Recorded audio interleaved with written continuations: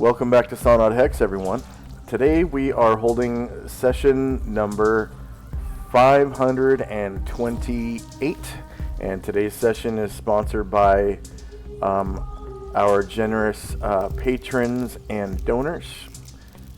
Thank you very much, patrons and donors, for your generous pledges and donations. We wouldn't have dynamic lighting without you. And I think last night I was looking for some map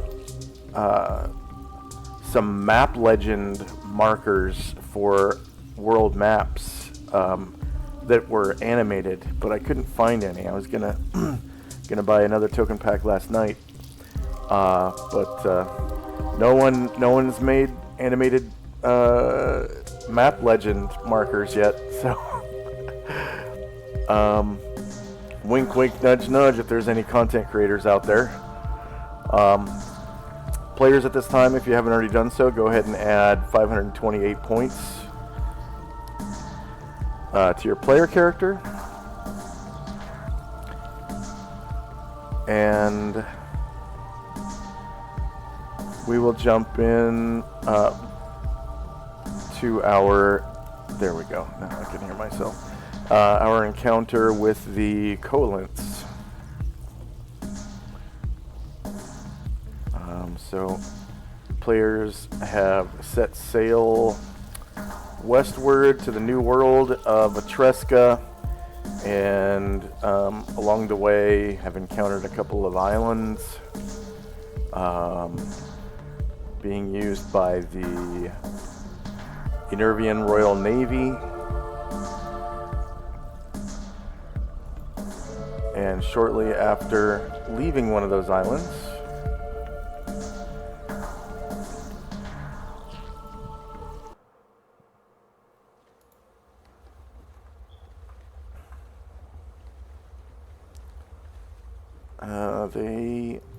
shortly before, I guess, because this is the wrong map. Shortly before leaving one of the islands, there we go, Central Brecken Island, there it is.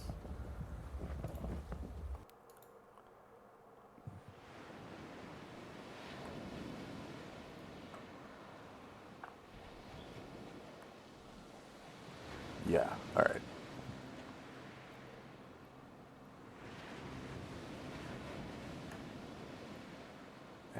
Turn on a tracker. Nope. That's not turn on a tracker. There we go.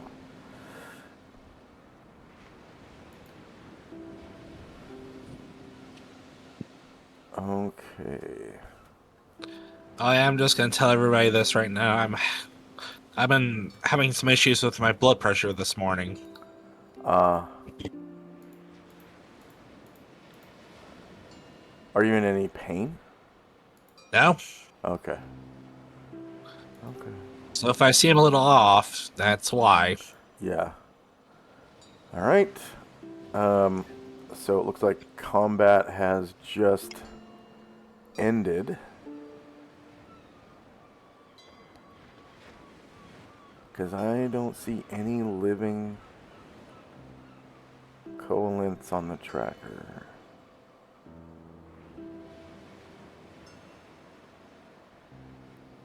Yeah, okay. So first up is Lily, as combat has ended. I thought I already killed the last coalescence. Yeah, you killed the last one. Okay. So these are multiple attacks. I'll just remove these.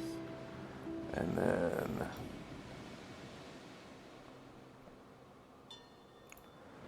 I will sort the tracker. Okay. So we've got a large spell that Selena cast on Ashril with her staff. Still has 44 rounds left. Luther's Recitation, 9 rounds. Time now is 2:04 p.m. February the 6th, 12:85. And was a situation, there was a storm or something, and that's why you guys hadn't set sail yet? Yes, sir. Okay. So there is a storm.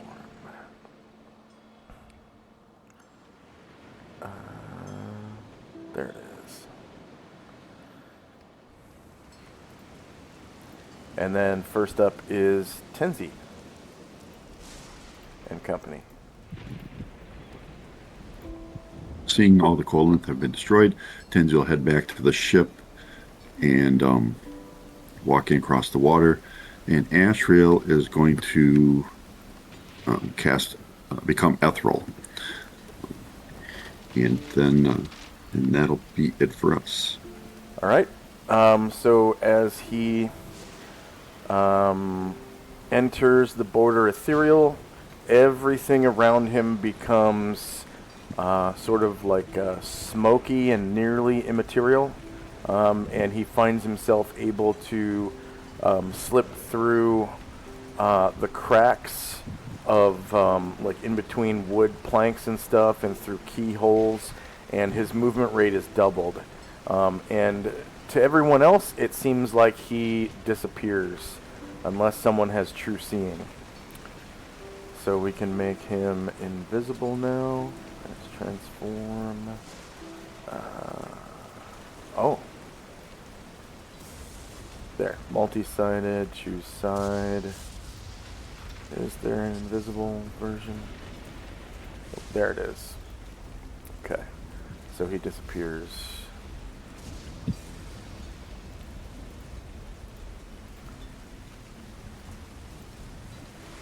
And anything else for Tenzi and company? That's it. All right. Shandrak and company. But these sea creatures dealt with, Sandrak is kind of Oh, it's snowing. peered down over the side of the boat. He's kind of gonna grab on to the body south of him. He's gonna try to investigate to see if it has any like pouches or it's seems to be carrying anything of value. Right on. Okay.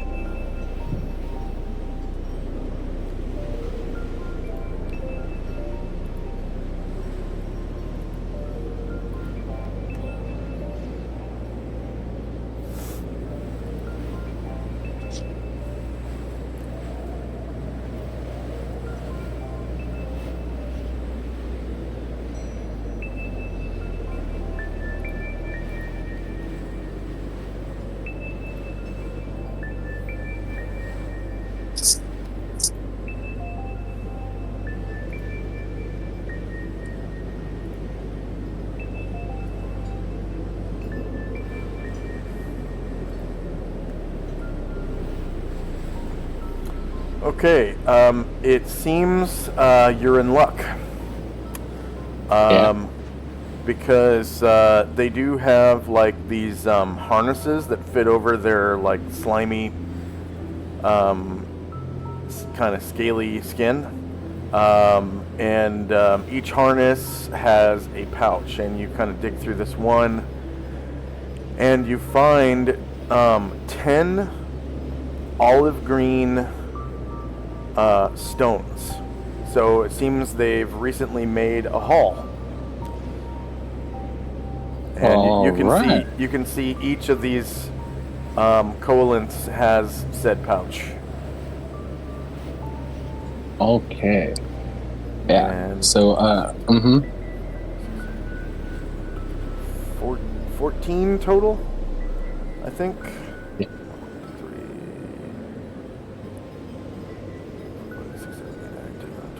14. I think there's 15. One Gargamon was on top of. 15. 1, 2, 3, 4, 5, 6, 7, 8, 9, 10, 11, 12, 14. Nope. I counted that one. Okay, cool. Okay, I missed it.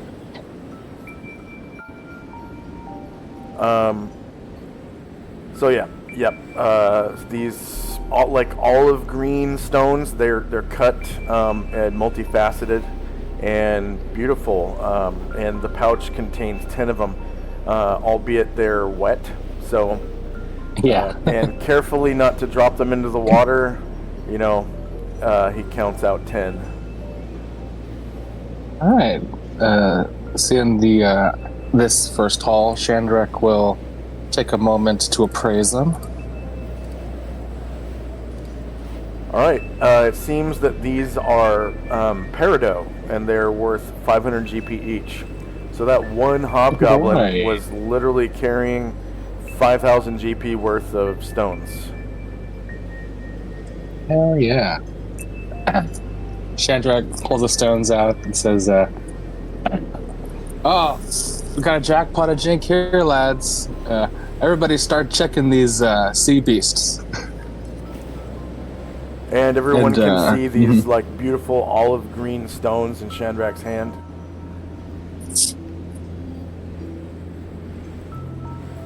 Anything else for these- Shandrak? Mm-hmm. Yes. So, with their position, Shai Yai and Ryer will also search the one south of them.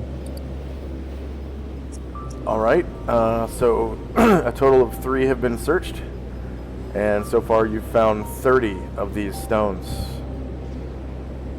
Because they each hold up. Yeah, they each hold up 10 more. All right. And then Gargamon, while he's in the water, he's going to come around and he's going to search the one floating to the south the most. And indeed, 10 more. So in total, once you guys search all 14 of these hobgoblins, you find 140 olive green peridot worth 500 GP each. Totaling, let's see, /R 140 times 500. 70,000 GP worth of stones from one tiny little easy encounter. Go fish people. Yes, sir. All right. Oh, and that's beautiful, actually. So once we get that all collected, Shandrak will divvy up. Everybody gets 28 of these gemstones. /R 140 divided by 1, 2, 3, 4, 5. Yes, indeedy. 28 stones. And everyone be sure to mark that on your valuables area. And Robert, did you hear that? Yeah. Robbie. Okay. Yeah, I heard it. Okay, just checking. All right. Trying to. Oh. Click down the raft. Click down the raft. And when Shandrak is divvying them up, he will give Lily a few less. He'll give you 20 gemstones and see what I was telling you about?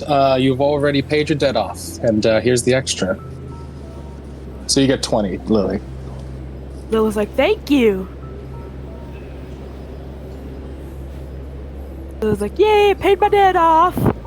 And that's Wow. still roughly 10,000 GP worth of stones from one encounter. You're rich. Congratulations. Yeah. And as a bard, that's 10,000 GP for you. Okay, where do I put the gemstones? So to the right of your gear is where your currency goes, and just below currency there should be a spot for gems and other valuables. Okay. And then you would write, Peridot X 28, Okay. and just kind of note to the, next to the 28 that they're worth 500 GP each. And anything else for Shandrak? Yeah, I guess if we're able to do all that searching, Gargamon will just continue to swim back onto the ship, and Ryer will start to row us back to the Captain One-Eye's ship. All right. And Captain One-Eye and his pirates assist you.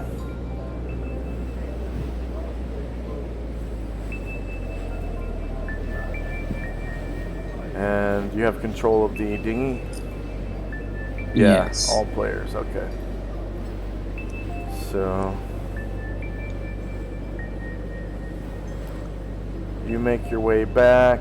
One Eye hops aboard. Which, by the way, I forget, as we're rowing up, what's the name of the ship? Does it have it painted on the back or the side? No, but he calls it,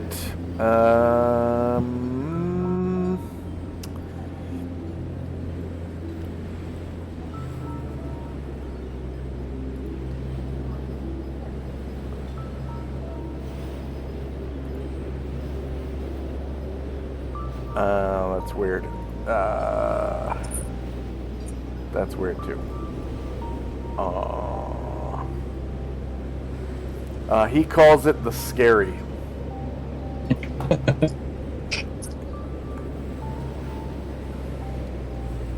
Okay, I got my peridot written down.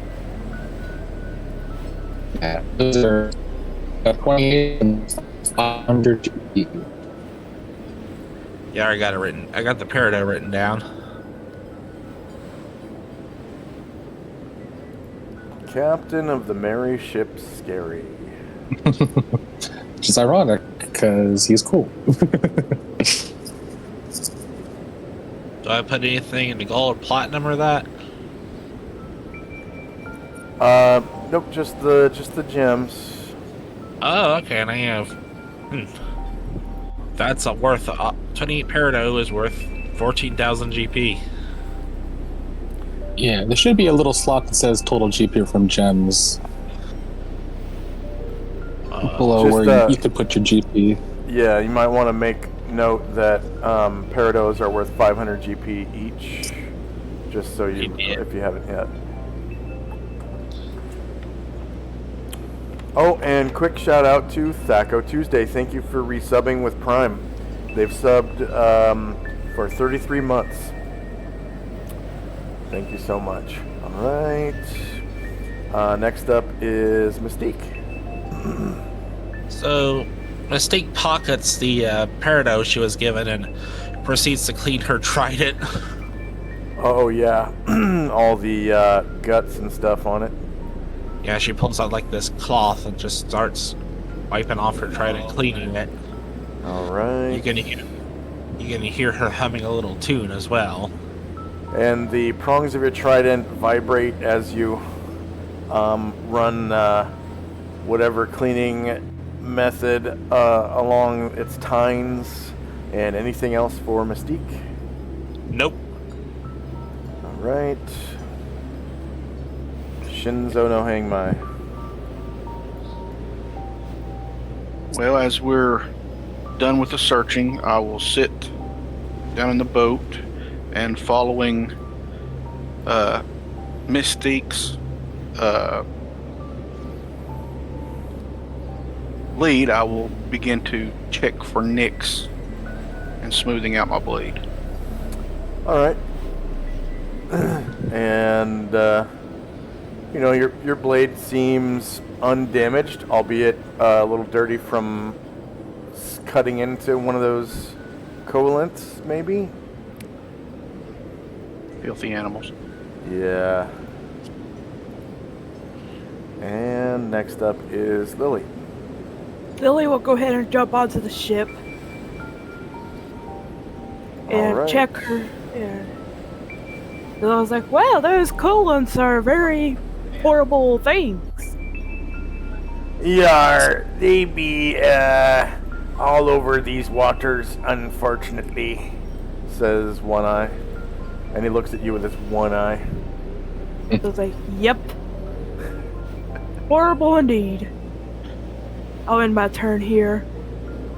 They are, it seems, as of late, some other ship was not as fortunate as ye, for they have stolen those peridot, I see. Yeah. I was like, yeah, I'm selling the peridot, alright. Those poor unfortunate souls, probably eaten by the colons.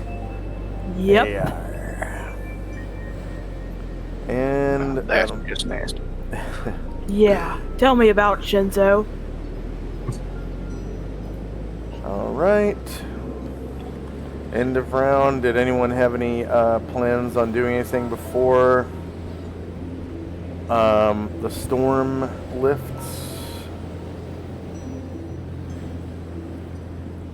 If nothing else happens after our usual resting, Mad Mullen would ask Ashriel to, if you could help me forget direction sense.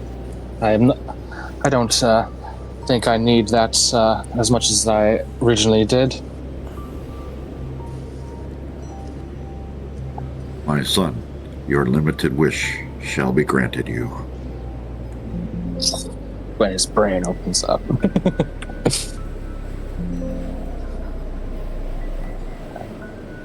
That's all from me. Thank you. All right.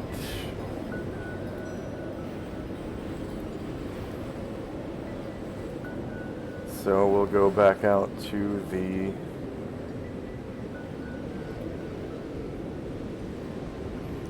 world maps.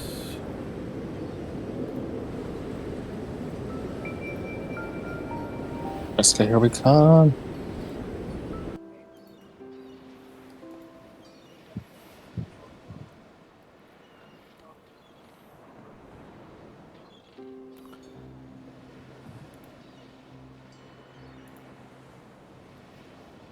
Whoops.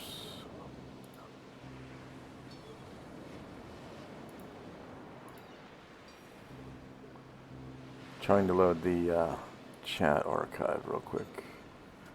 Because I didn't, I'm not sure if that was the only encounter for today.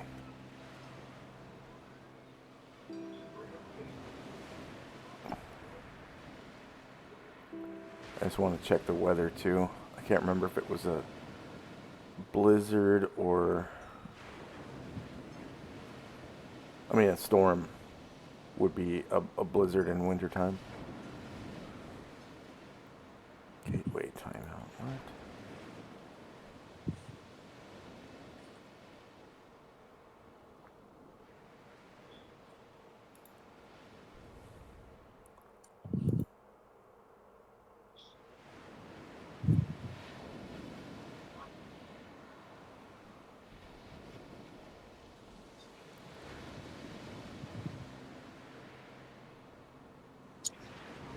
Okay, so February 6th.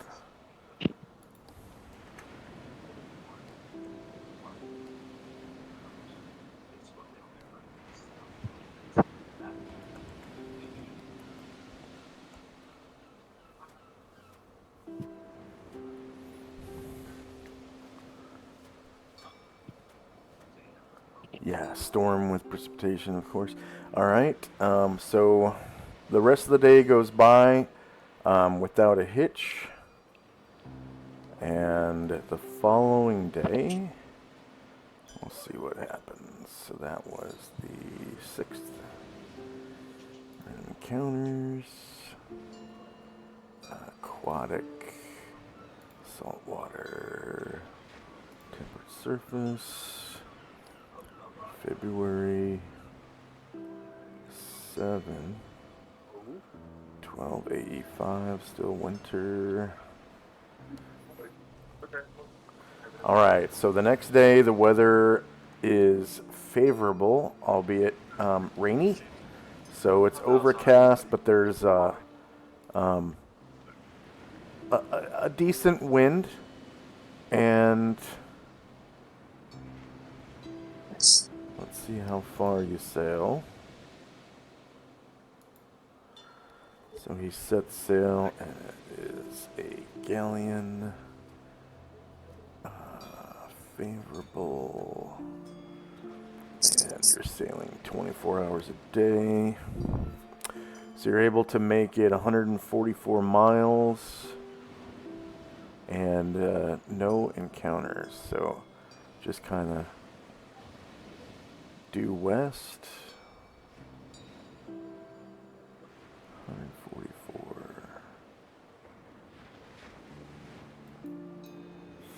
And you make it to about there. On the way, Mystique, you feel the draw to your natural home getting stronger and stronger, and then just kind of all of a sudden in the morning, as though you're passing it, and then your draw to it gets weaker and weaker and weaker towards the end of the day. Well, the end of the 24-hour period, really. So, as you guys pass by West Gash, unless you wanted to stop by West Gash, the one eye will definitely take you there. I'm good. Okay. And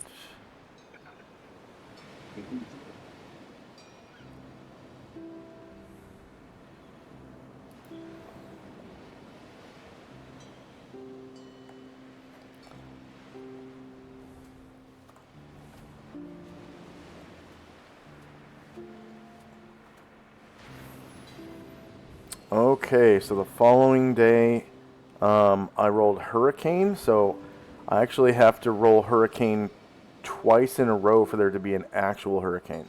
So it's just a storm. So no sailing today. One Eye sets anchor, and he's like, "Yar, there be a storm brewing."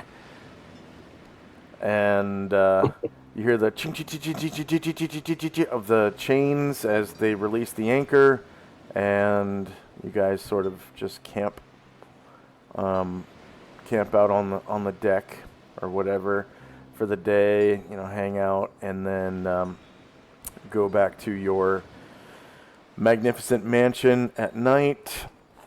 And was there anything anyone wanted to do on the day of February the 8th? Yeah, okay, yeah. So I wanted to confirm it was the 8th. Okay, yeah. So Shandrak is going to re-up a... I do need to roll, because I want to re-up a few protection from hungers. Okay, I'll take you back to the landing page real quick. So you can do that, and then I'll roll up the next day. I just want to take a real quick look at our calendar. Today being the 8th, it's the week of the waxing moon, so the moon is getting fatter. So the left-hand side of the moon is dark and the right-hand side is lit. And the right-hand side is sort of getting larger towards the left throughout this week. So it's exactly 1/2 moon today,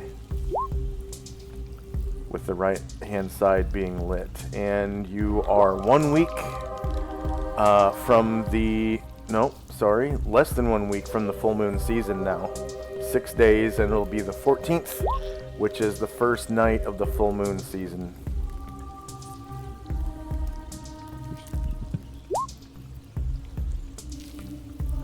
Alright, I'm good for rolling. Alright. And then do any of the other players need to know any of that information, or was that all just... I mean, you know, let's see. I mean, everyone except Yesima will, you know, they won't feel any food or hunger for like 32 days. Okay. And then that's marked on the daily routine? Yes. Okay, good. And then, of course, no experience for those spells because they are routine spells. Yeah. And just want to make sure that you're always checking those routine spells off on your sheet. And that they do have dedicated slots. Oh, except for these ones are not daily. Never mind, you don't have to do that for the non-daily spells. Okay, actually I do want to keep the daily routine open. And the calendar for travel.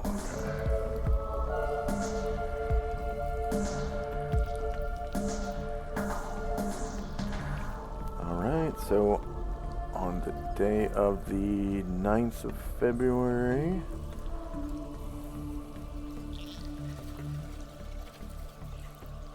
still winter.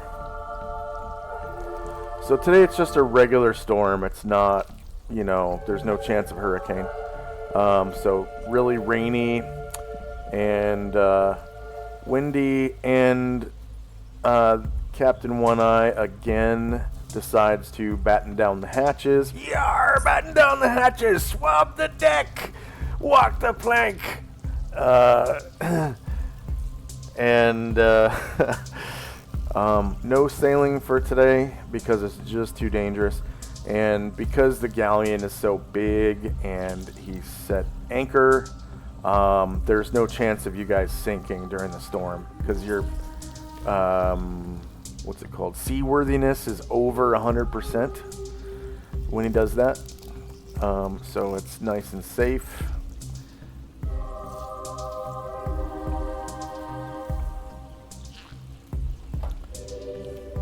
And the moon gets fatter and fatter at night as you go through the week. So February 10, 1285, still winter. Again, a storm on the 10th. 3 days a storm. Yar, this storm be killing me. We be losing a lot of time due to the bad weather.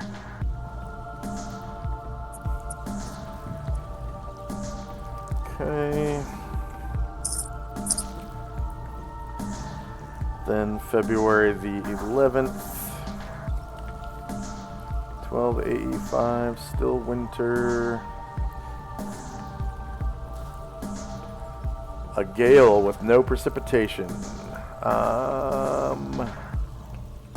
Let's see.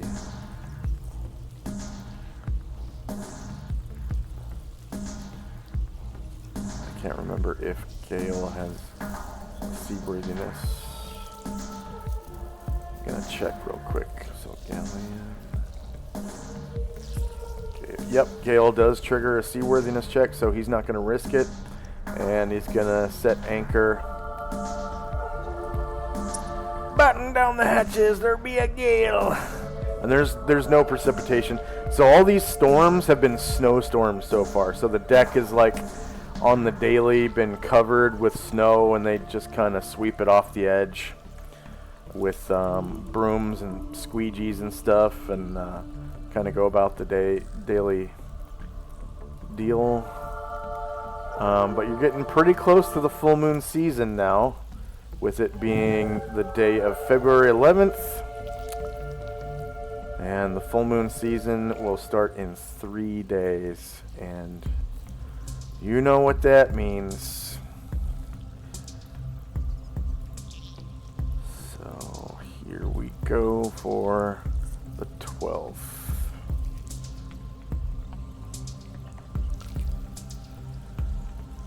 And the season will change on the 21st of March. So spring sailing and fall sailing are a lot easier than summer or winter, being the most ideal times to sail.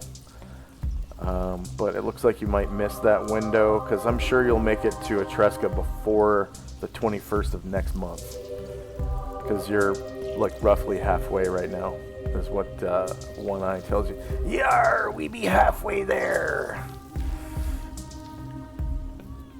Okay, so February the 12th, 1285, still winter. Again, a storm. 1, 2, 3, 4 days, 5 days in a row. Because of that, yeah, hurricane. 5 days. Batten down the hatches.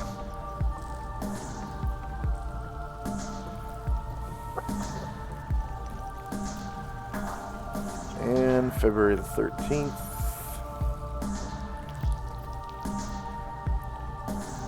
Twelfth year of the Eon. Still winter. Alright, today, finally, some strong winds with no precipitation. So, winds begin to blow. Gusty, strong winds.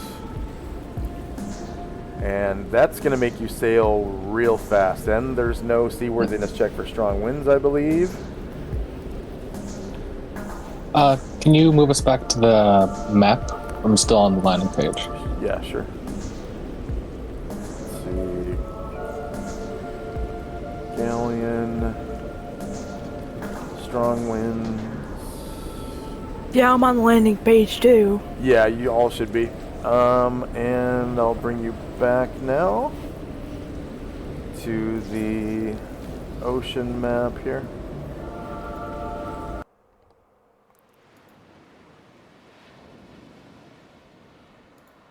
Very windy today. And you're able to sail 216 miles. But at midnight, let's see, that is, so 7 a.m. to midnight, it's 14 hours, 13 hours, /R 216 times 13 divided by 24 hours. 13 out of 24 hours. So 117 miles into your trip for the day.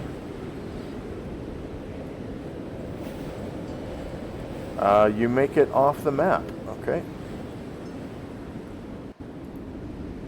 But you run into a little tangle.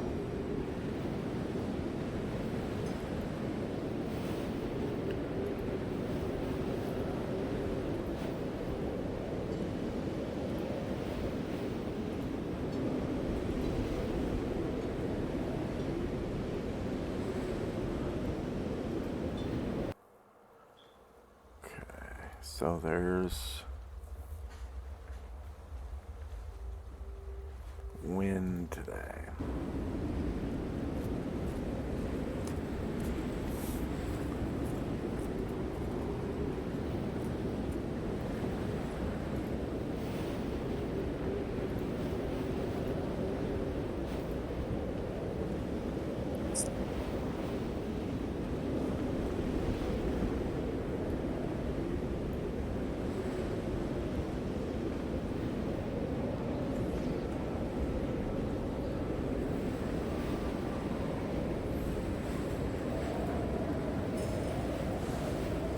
Alright, so you'll be sailing along.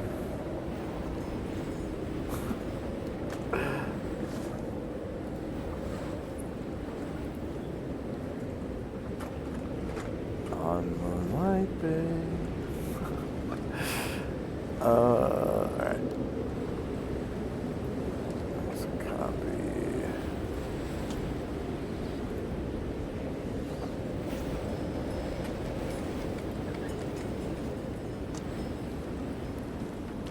I'm just going to delete these ships and paste these ones.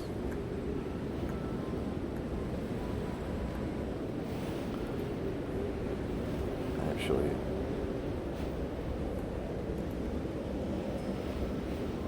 all right.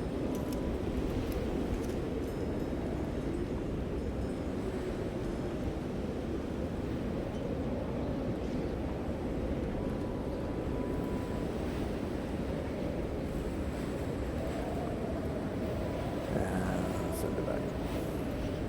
Okay.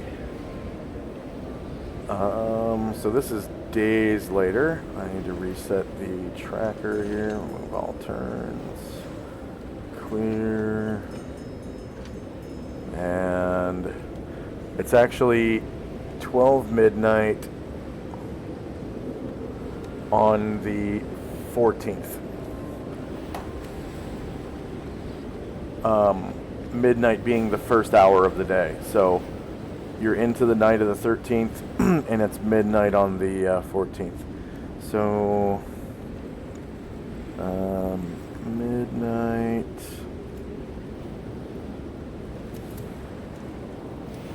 February 14, 12, 8, 5. Minus 1 per round. And then if you could go ahead and add yourselves to the tracker by rolling base size initiative. And of course, remove yourselves from the dinghy. So I'm gonna put the dinghy on the GM layer.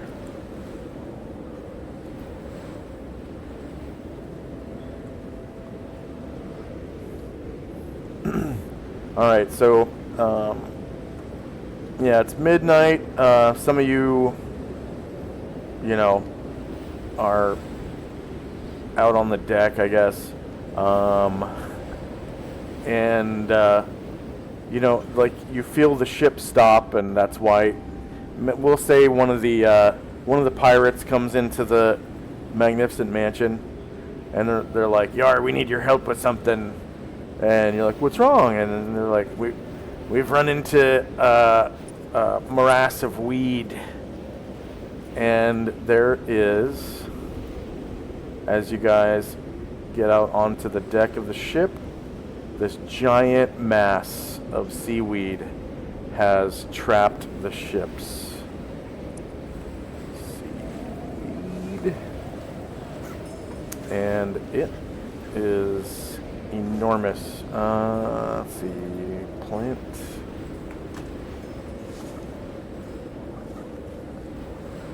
There it is. Plant, kelp, plant, aquatic, plant. Okay.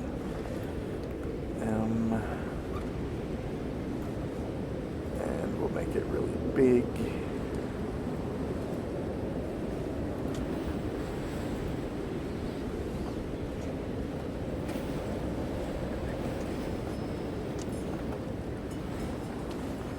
Yeah. So this big, nasty field of like kelp has grabbed a hold of the ships, and they are stuck fast. And you know, the captain's like, "What were you thinking? Why did you drive it? You know, sail into it." And you know, the guy at the helm was probably the first mate.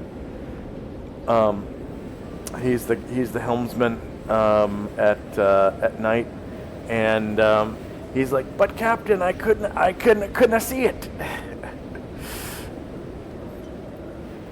And all three ships are stuck fast in this field of it's like a big, almost grassy like field of kelp, like dead kelp that is, you know, risen to the surface. And you know, the wind's blowing against the sails, but the ships just aren't moving.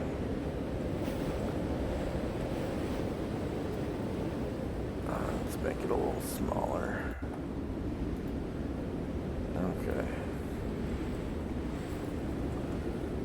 So, first up is Lily and Company, and you can smell this terrible smell of like rotting, you know, kelp. It's very, very fishy. Lily's like, "Oh, what smells like crap out? Oh, it's kelp." Yeah. I don't like this kelp smell. Seagrass, whatever.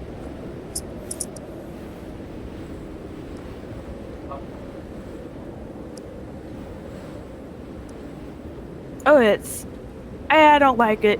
It smells. It doesn't smell like a good kind of fish either. I wonder how we're gonna take this. Is there like a lawn thing we could mow this out, except for sea? Oh well. Mystic Cat looks at you funny, like, "What the heck are you talking about?" Yeah, does your people have like a sea blade so you can like mow this? No, we do not. Usually Crap. when we come through something like this, we just had to move it out of the way or do something to it. Oh. So you don't like have like sea sheep that'll eat it? Hippocampuses eat it, but I doubt there's any around here. Oh. Okay. You're right, Lily. It's not the good kind of fish smell, but you gotta put up with it all the time. Uh-huh. So it's a smell for once. It's a smell that for once I am not revolted by. Yep. But at least it's just kelp. Yeah. I don't really like kelp. I'm a cat. Yeah, it smells kind of like a compost heap mixed with like the salty sea briny smell of like fish almost. Uh-huh. So very natural smell, but like some of the pirates are like pinching their nose. You can see they don't like the smell of it. No. Anything else for Lily? Not right now. All right, Mystique. He looks around and goes, "Ugh. Looks like I'm gonna have to jump in and get everything out of here." Lily's like, can you get your hippocampuses? Can you send out your hippocampus to eat this or whatever? Mistakes like hippocampi. Like I said, I doubt there's one around here. Do you have like a magical stone or something that can summon them? I have this trident that commands fish, but I doubt hippocampi are considered fish. Oh, okay. That actually is an interesting idea. Are there any fish you think that might be able to eat this? Yeah, lots of them. She kind of focuses in on her trident, as if commanding some fish to come along and eat the kelp.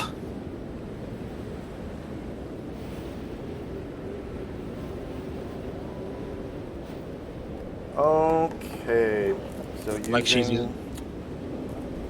using your Trident of Fish command. Let's see.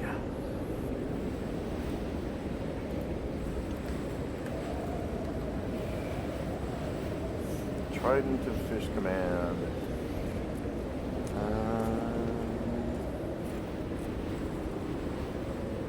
Magical properties enable its wielder to cause all fish within a 60-foot radius to roll saving throw versus spell.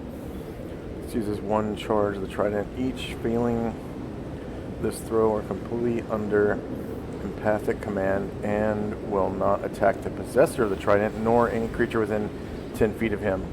The wielder of the device can cause fish to move in whatever direction is desired and can convey messages of emotion. Fish making their saving throw are free of empathic control, but they will not approach within 10 feet of the trident. Okay, so, yeah, we'll say that there are some kind of, within 60 feet, there are a few, fish that are feeding on the kelp that come under your command, and you can feel their hunger. And now are able to kind of direct their feeding, but you get the feeling that in order for them to eat enough of the kelp to free the boats, it could take days. It's like, well, this could take days, but It it'll is take- helping, yeah. Yeah. So there's a few fish around here, and it'll take days. So I think we're stuck for a while. Rubber bed helps. That was a good idea. Yeah. I can feel their hunger too. No. And I'm now adding your staff to the magic item tracker, as this is the first time you've used it. And according to the Dungeon Master's Guide, it holds 1d4 plus 16 charges. So I'm going to roll that in secret.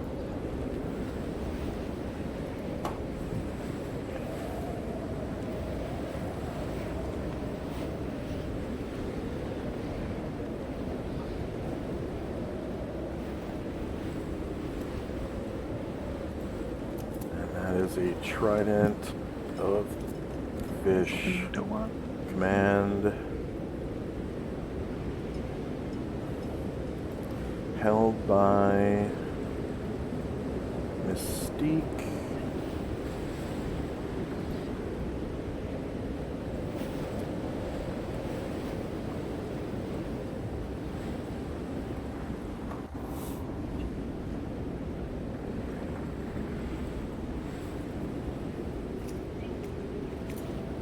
And do you remember where you got it?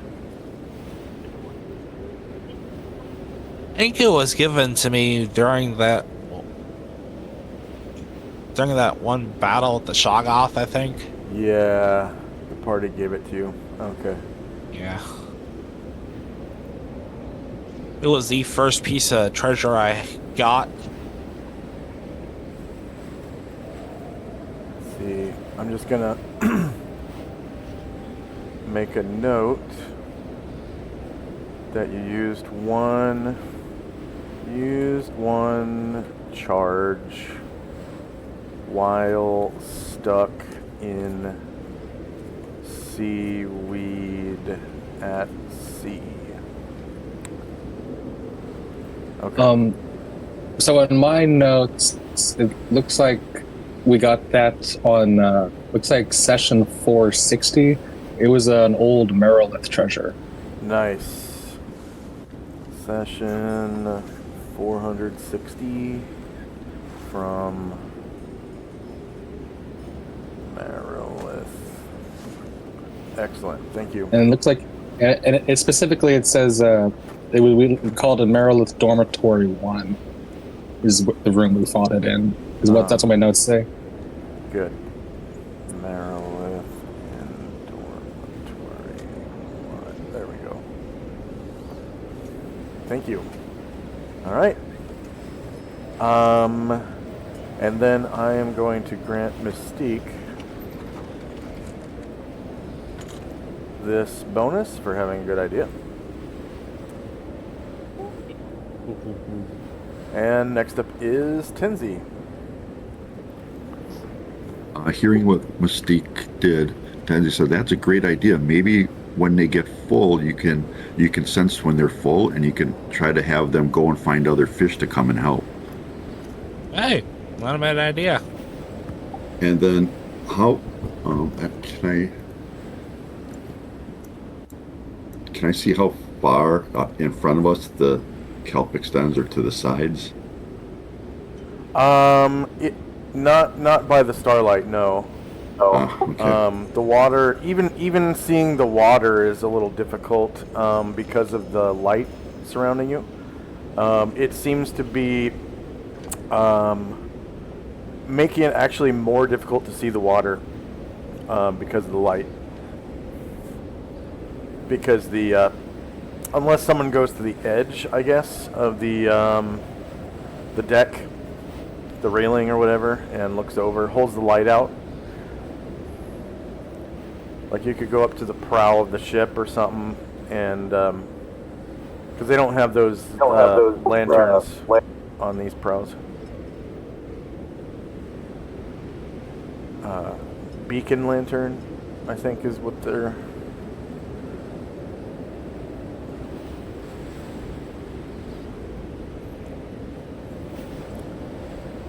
Anything else for Tenzi? Yeah, Tenji's going to go to the prow with continual light, and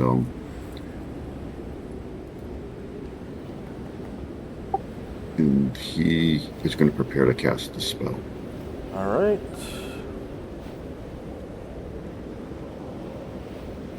Oh, I need to place your tokens.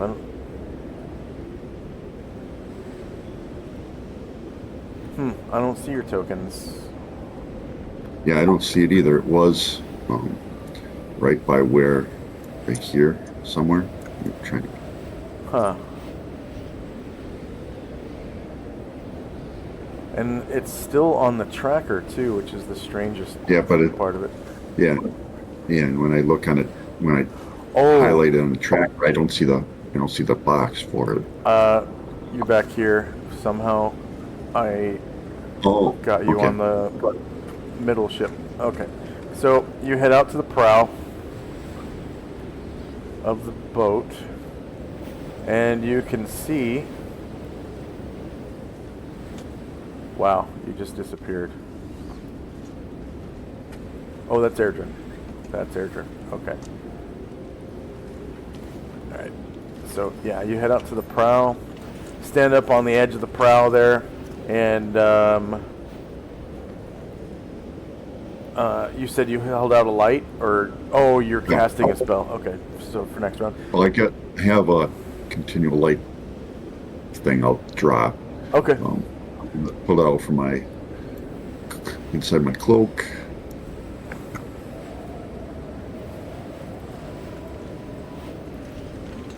And look out, and so as far as I can see, there's this kelp, right? Yeah, and I will make it so that you can see its AoE, I guess.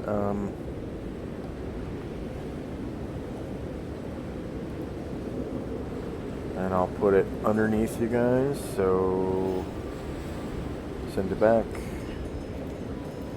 And then 0-foot circle. There. So the red area, actually I should probably make it green, huh? That's a lot. I'll make it like a dark forest green. There. So I put a green aura around where the kelp actually is. And yes, it does extend beyond your current light radius.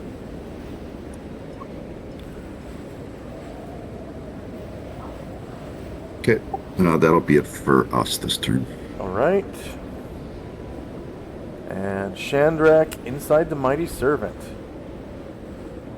Oh, Mighty Servant. Yeah. Let's see.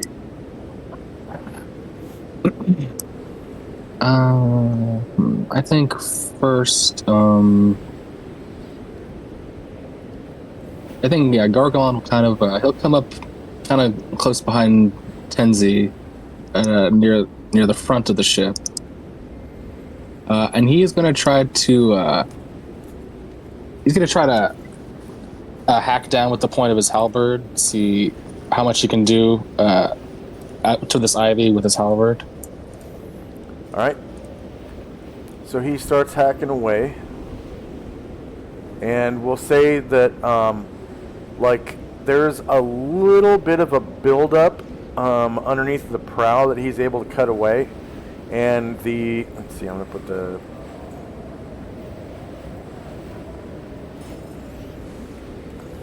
whoops.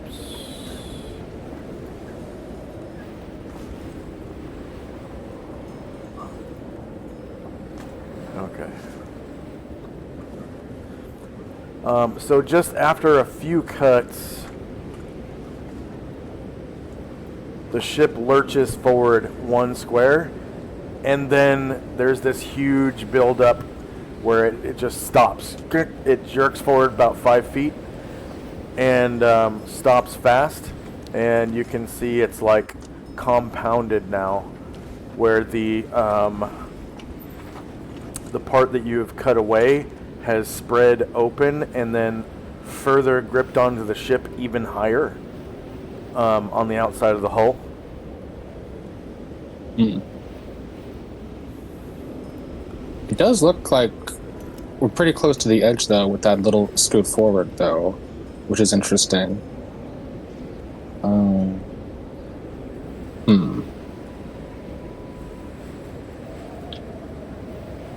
Yeah, I think the rest of my people will just kind of walk around, try to observe and shed some light.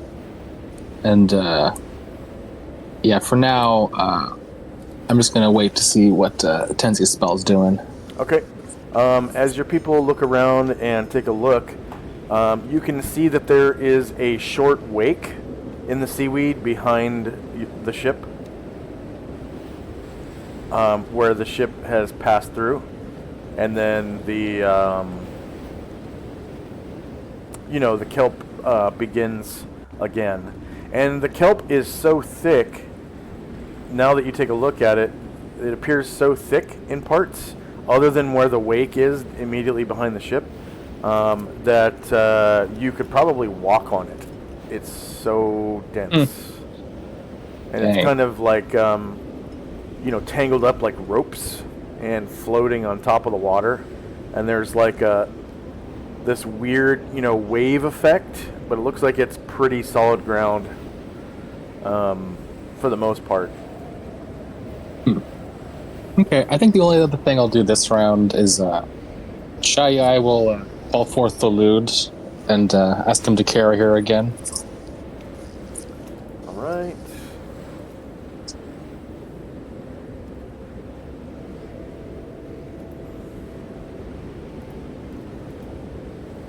So, Shandrak, Chai, Thalud.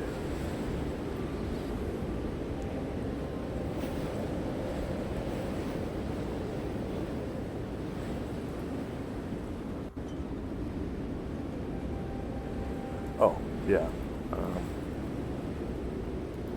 There we go. And Nice. he kind of flies right up to her and picks her up. Nice. And that will be all for me this round. All right. So it's the end of the round. Time now is 12:01 a.m. on February the 14th. And there is a kind of like a break in the clouds. The wind is blowing the clouds by really fast because it's such a strong wind. And there's a break in the clouds.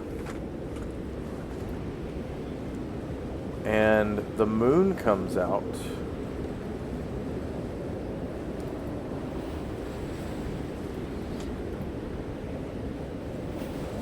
And for a time shines down and illuminates the seaweed around you, and you can see its vastness. I'm going to turn the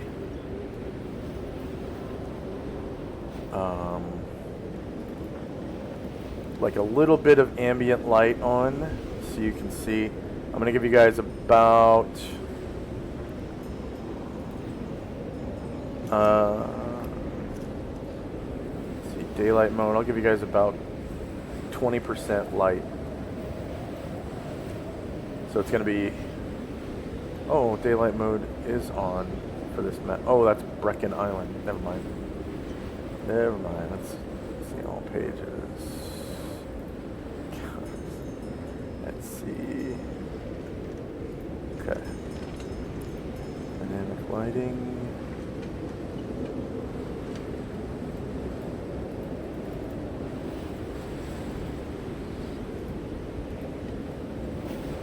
There you go.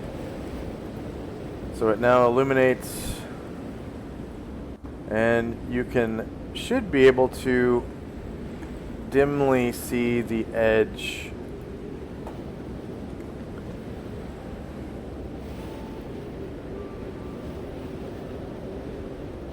Should be able to dimly see the entire map.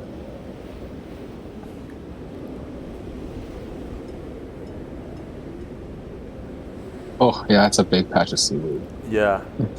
Yeah, so you can see that. I'm going to put the seaweed back on the token layer. And to back, okay. So you can see the green aura around it. And that's where the seaweed ends. So the front ship is pretty close, but the other two, it's going to take some time.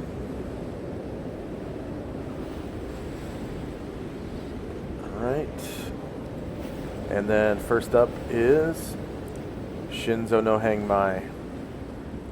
And just then, the break in the clouds subsides, and the full moon, well, it goes back behind the clouds.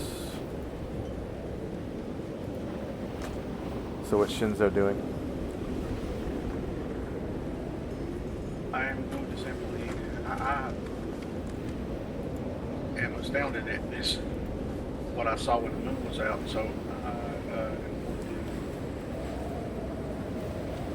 You're coming in a little quiet. Sorry, I had my mic boom up. I have been chasing dogs. Oh. I am going to go to since we've stopped movement. I'm going to head to the front of the ship just to see as far as I can see, given that I was at the rear.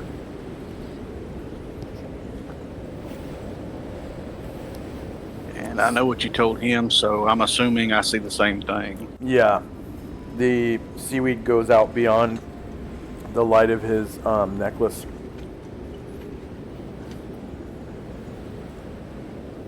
Which is the continual light spell.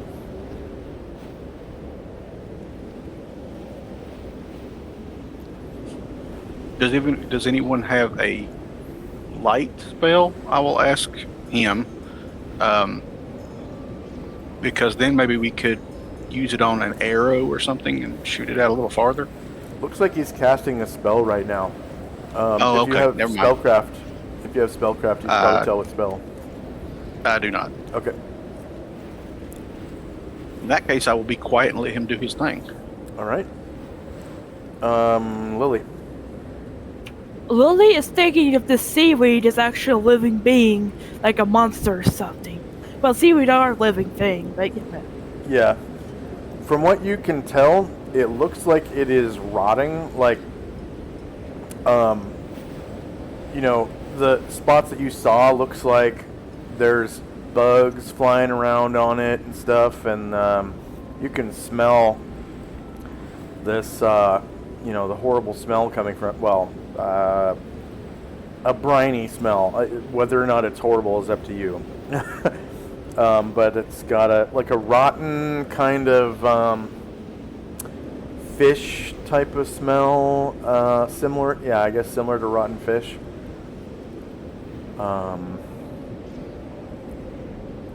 So it appears dead, but you could be right. It could be, yeah. You wouldn't know until you FAFO, I guess. Mm-hmm. It does look like the seaweed is so thick though that you'd be able to walk on it, like almost like a floating dock. You ever been on a floating dock before? They have like a styrofoam pad underneath the wood, and they move with the water, so it's like you're on solid ground. Well, it's like being on a boat again, you know, just like being on a boat. I'm sure you've been on a boat before. Kinda, yeah. Or have you ever laid on a waterbed? It would be like walking on a waterbed. Oh, okay. Yeah.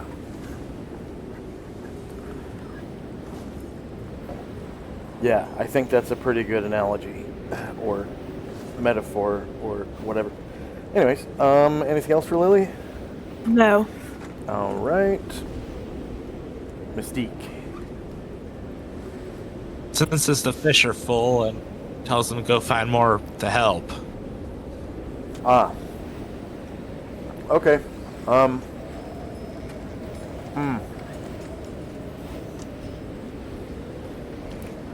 I guess you would be able to feel a feeling of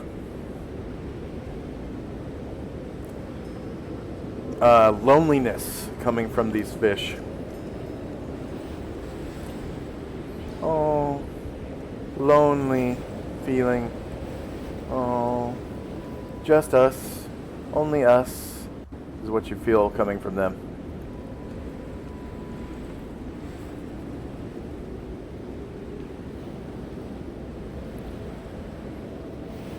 Misty kind of. Did you Misty- delete your token or No. Wait, She what? just kind of. Oh. She kind of out ahead going. What is going on? Oh, I hit the sort button. Okay. Anyways. She looks around and goes, guys, these fish are lonely. It's only them.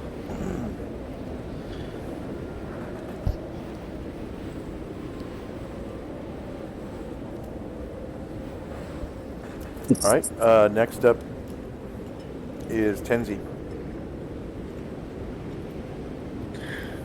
Tenzi is going to cast Starshine. Starshine.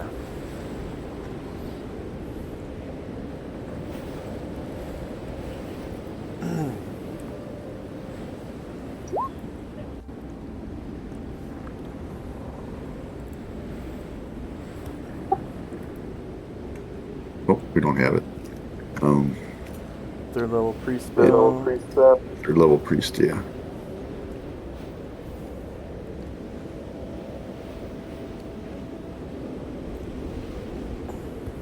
Enables the caster to softly illuminate an area as if it were exposed to a clear night sky filled with stars. All right.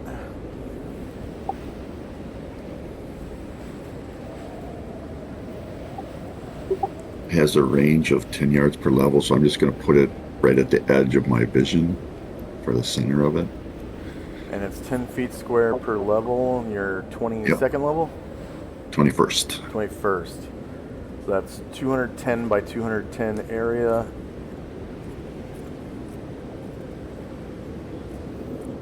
And I guess for now I'll just put a torch out. Place light right here. And then adjust its light. Oh, I can't. Okay, yes I can. Alright.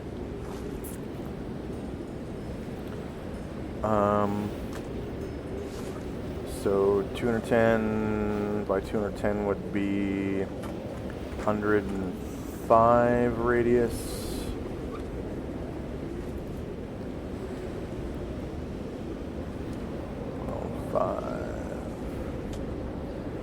Actually, I'll put it under dim light 105. It's supposed to be like starlight.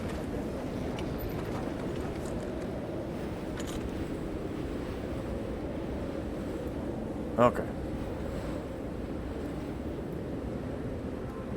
Is it not?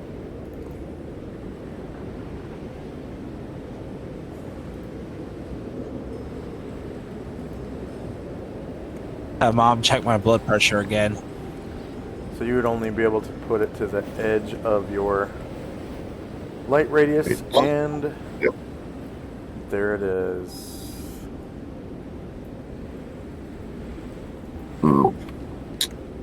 So that's what he does. Yasuma is going to ask Chayai, saying, you're more skilled with or in touch with Gaia than I am. Is there something you can do with these plants?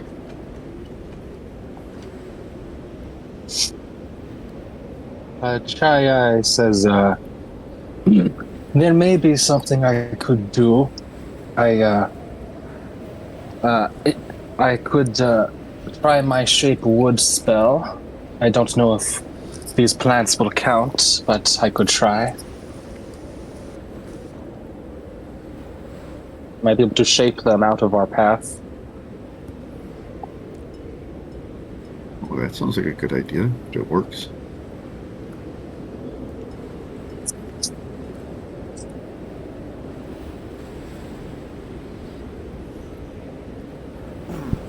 Anything else for Tenzi? That'll be it for us this turn. All right. Shandrak inside the Mighty Servant.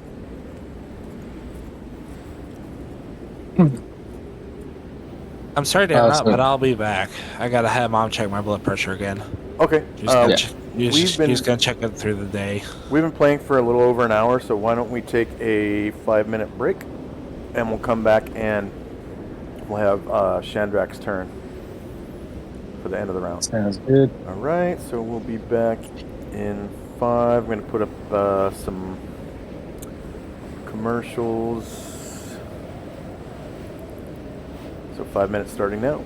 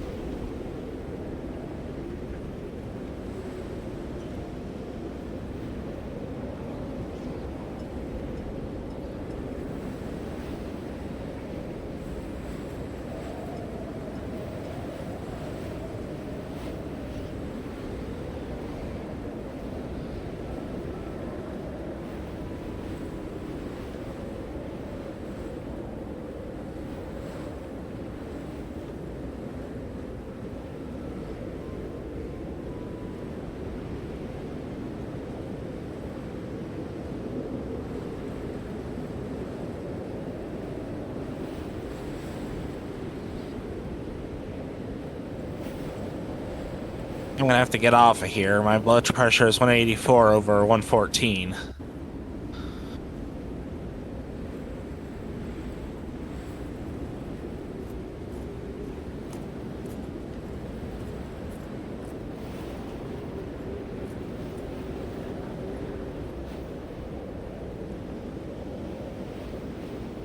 You there, Josh? We're on a break, but I'll tell him. Okay.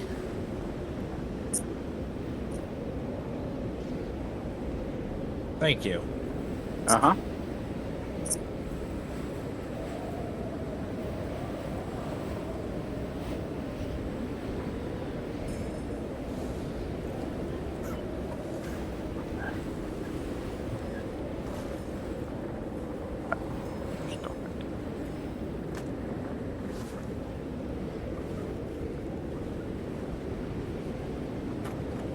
I think I'll be with Robert signing off. Okay, I'll let him know. Thank you. Mm-hmm.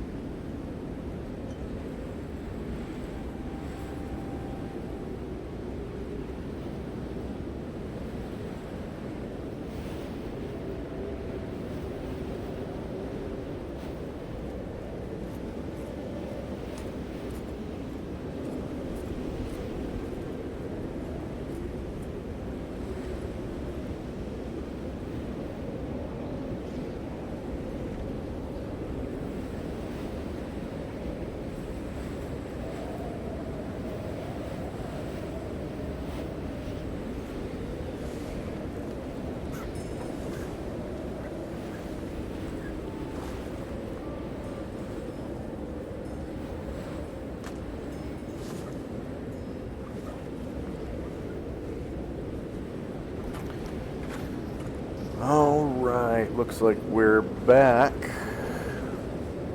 Oh, we got another 30 seconds left, I think. Rhiannon and Robert signed out. Oh, okay. Yeah, the blood pressure was a little high because she joined them. Yeah.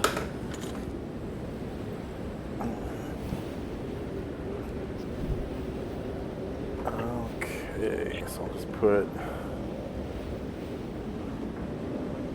Mystique and Lily onto the GM layer.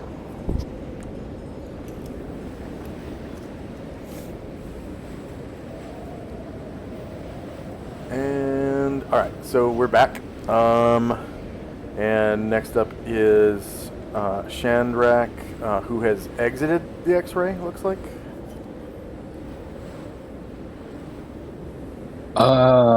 He's right here. Where? Oh, no, no, not yet. I just rolled that, because I was rolling, spellcraft just to see if I could get insight to what Tenzi was casting. Yeah, you needed your token. Gotcha. Okay. And, alright, and, seeing its effects, then a little bit more of our predicament. Let's see. Yeah, so...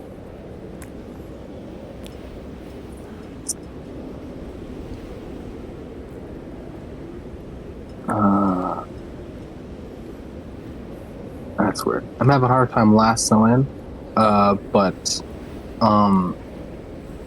Chai and, Balud, I don't know how far she's gonna have to go. Or if she could even just, if the ivy is close enough that she could like reach down and touch it where she's at. But she's going to get within a touching distance, and then she's going to try to cast harm on the kelp. Okay. Some of the sailors throw like a cargo net over the side so she can climb down it like a ladder.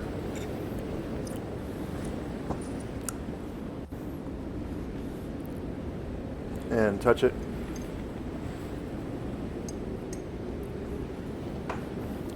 And that's the opposite of heal, yeah?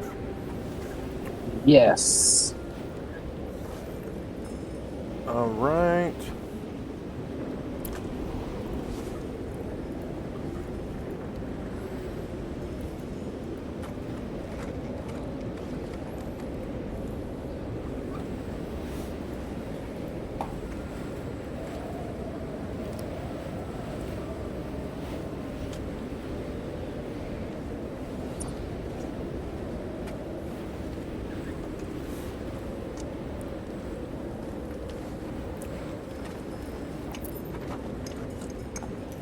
Okay, so it says the area of effect has to be one creature, and nothing happens, so now you know that it's not a creature. Ah, okay. Yeah, whatever it is, it's not considered one creature. Okay. Well, it is not some intelligent plant. That is good. There's no unification here other than it all grew here.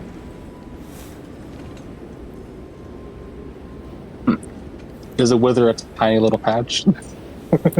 No, it's already dead, so nothing really would happen, I don't think. And then you get a little bit of experience from your discovery that it is not a creature.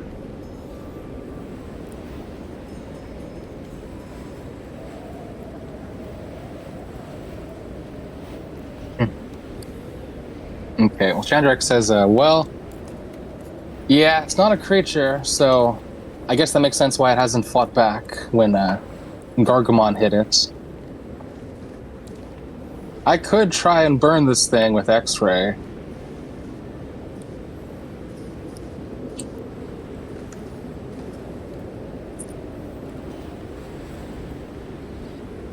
Chandrak kind of looks over and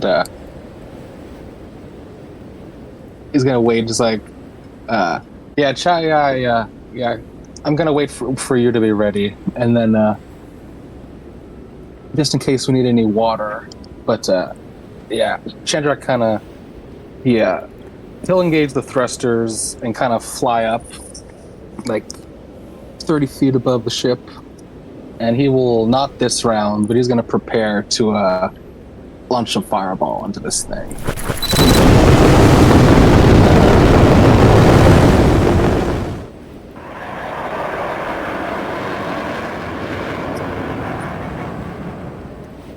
All right.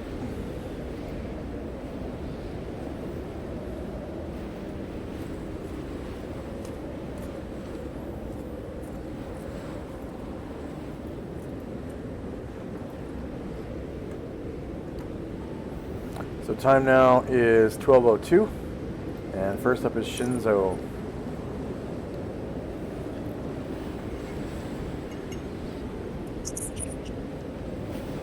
Okay. Seeing what I can see, and so he's already cast the fireball. No, Okay, you're going to. Okay. I said I would.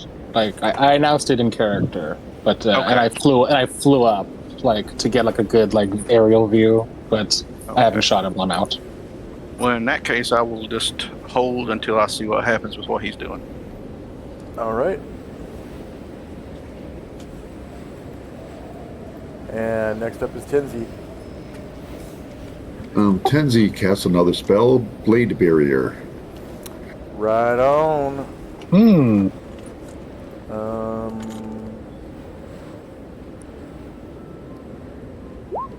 Let's see. Spell AoEs. Priest 5? No, 6? 6. It's 6.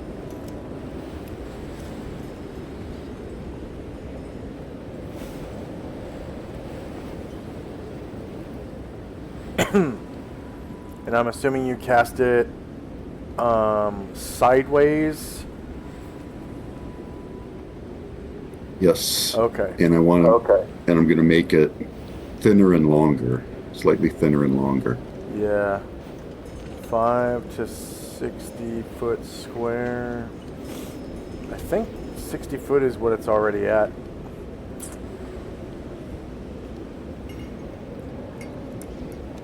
It looks like it. Okay. All right, so you guys see by the light of Tenzi's spell a very dim. Well, for the most part, it's actually lit by his necklace. So he casts a blade barrier such that it is vertical with respect to its plane. It is a square AoE, but he's able to cut 60 feet through the entire thickness of the pad of dead seaweed, pretty much. And the ship begins to lurch forward, and it's almost instantaneous. Like all these whirling blades just and like a blender just cut right through and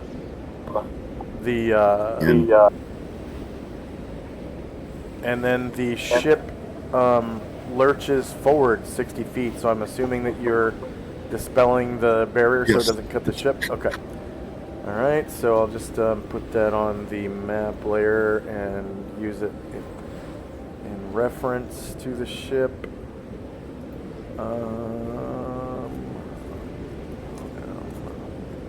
Whoops.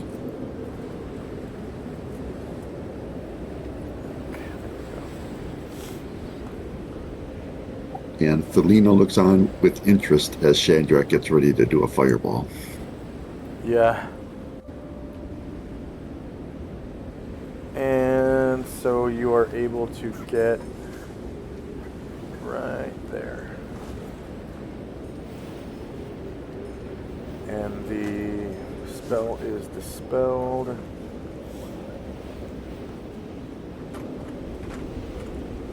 And then there we go. I think I'm just gonna lock this in place. The seaweed, there we go. Alright, so now you can see by the light of your necklace, it goes beyond the edge of the seaweed, and you only have 5, 10, 15, 20, 25, 30, 35 feet to go on this ship.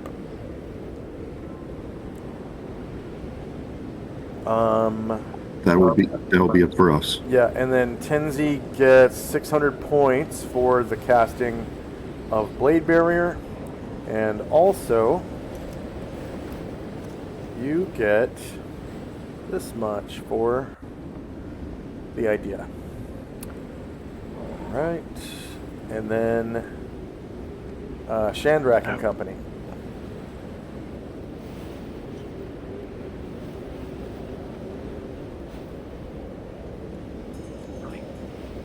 Sure.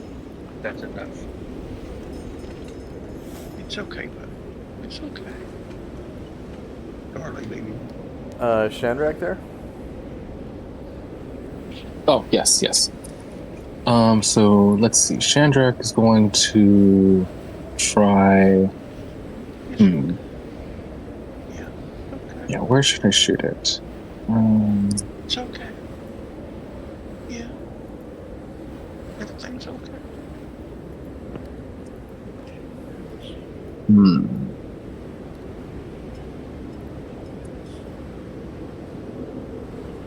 Yeah, since I guess this ship's pretty close, Shandrak will fly close to the front, and Chayai and Thalud will follow in flight.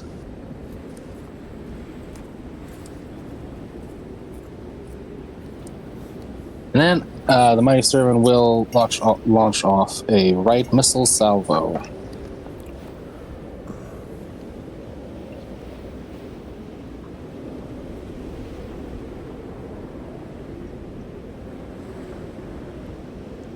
Alright, and that is Wizard 3.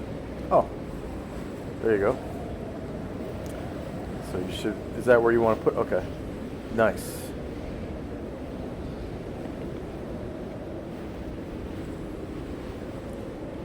Alright, and the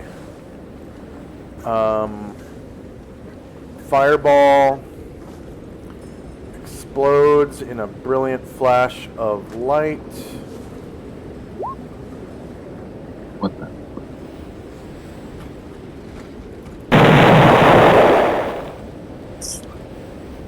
And there's a large explosion, and fire singes into the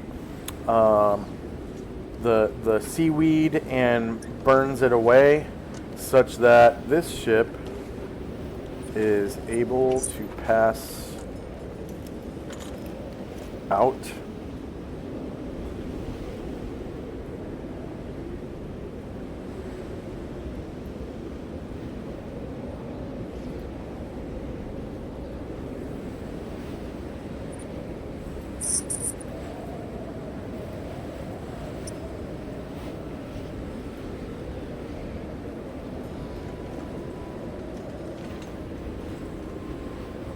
There we go.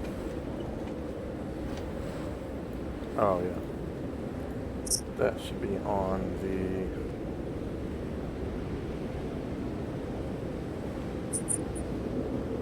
lighting layer, I guess.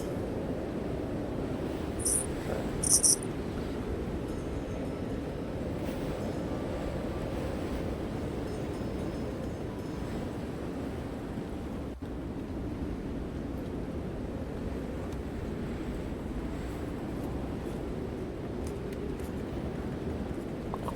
And the ship lurches forward and begins its sailing into the west.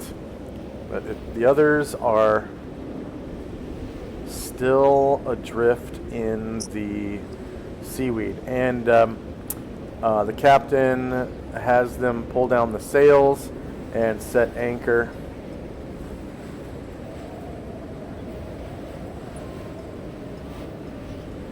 Now that the ship is freed.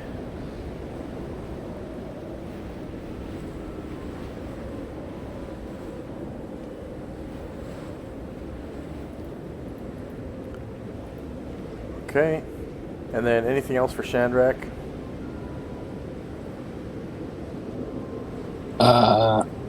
Yeah, we'll just fly a little bit closer to the ship again with our last bit of movement.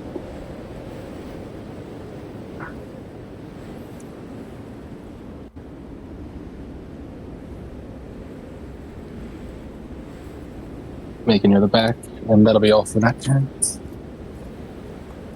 All right. And then Tenzi. The ship has now been freed, but there are still 2 ships yet to be freed. So Thelina, seeing the effectiveness of fire, will take the magic carpet and fly back.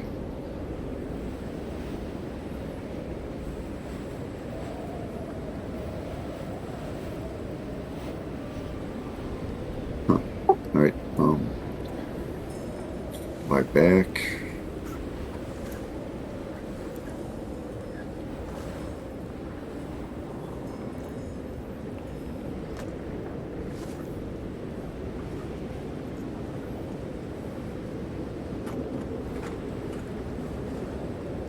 And where she sees the so there's like a path that this ship has taken, and she will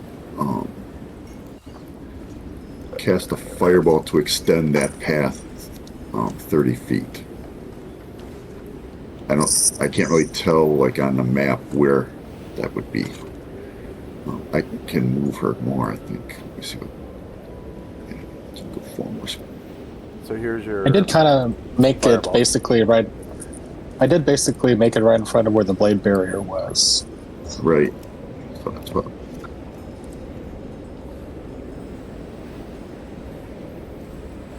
I guess I'll just draw a swath so you guys can see it. I'll draw it with a thick line. So there is a swath going from here. Oops.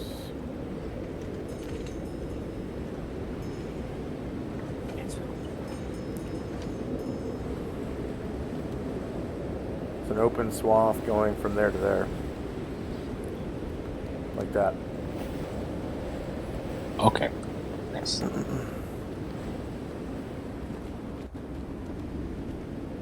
That's as far as she can fly, so she'll stand there. She's and she'll wait till next turn to do her fireball. Okay. Yeah, that'll be it. So end of round. And first up is Shinzo. Oh wait, no. What? Yeah, Shinzo. Well, as they're clearing us a path, I will simply wait to see if there's anything I need to do to help. All right. Next up is Chandrak with the Mighty Servant. Oh, and be sure to subtract 1 hour operation if you haven't done so already, Chandrak. Yes. So Chandrak kind of asks that Chai to follow him back to the ship. And then Chandrak flies back onto the ship and lands, and then disengages the power button in the middle of the console. Exit the Mighty Servant. Oh, that's a good one. Powering down.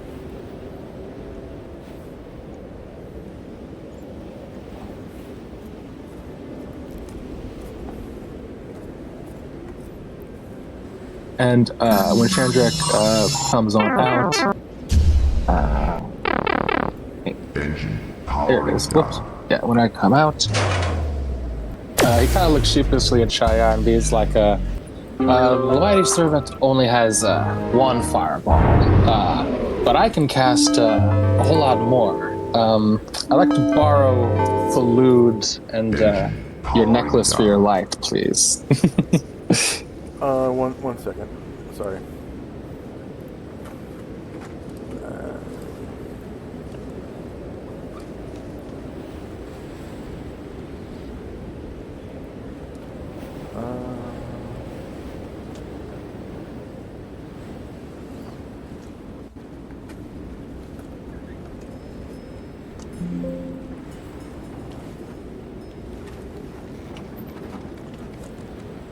Oh.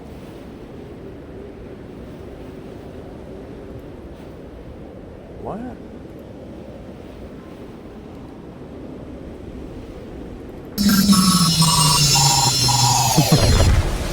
There. Yeah, I already had one. Jeez.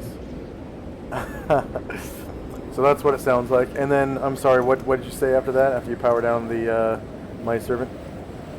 So when Chandrak exits, he's kind of sheepishly like, Chai, I'd like to borrow your necklace and Solynod. The mighty servant can only do one of those per day, but I can do many more fireballs, but I can't do it inside the mighty servant, so can I borrow Solynod?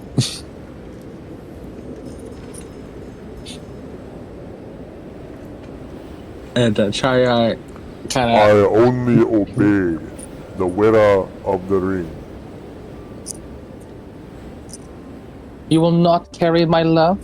Chai says. I will obey only you, my master.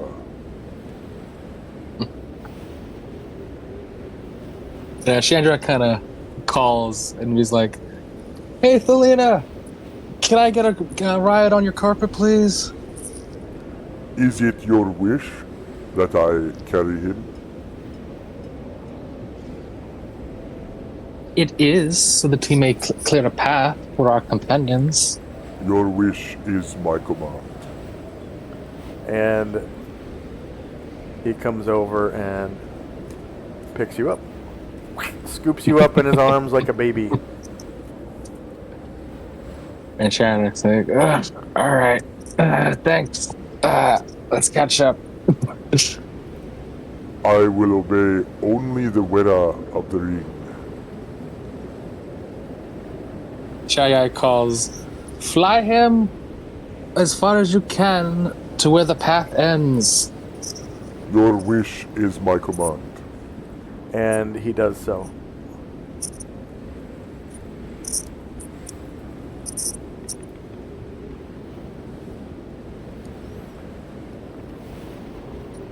All right, as his full movement that turn, heading towards the end of the path.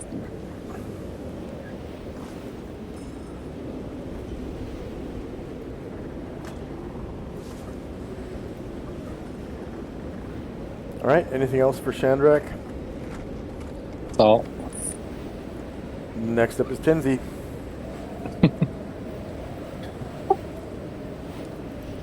Selena commands the carpet to move forward.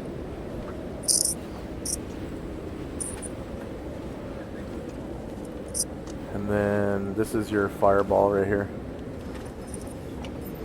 I don't know if you wanted to cast it right now or not. Gotta see if I can get to the end. That's 5 squares. For some reason, it's not letting me corral everyone. I don't know what's going on. yeah, I've had that problem this map too. It's because the seaweed is on the token layer, so I can... It's the only time you can see the aura around the seaweed is if it's on the token layer. So I've been switching it back and forth between token and map. So I'll put it on the map layer now. That way you'll be able to. Perfect. Yeah, perfect. I'm gonna put it right on. There's a Chandrak.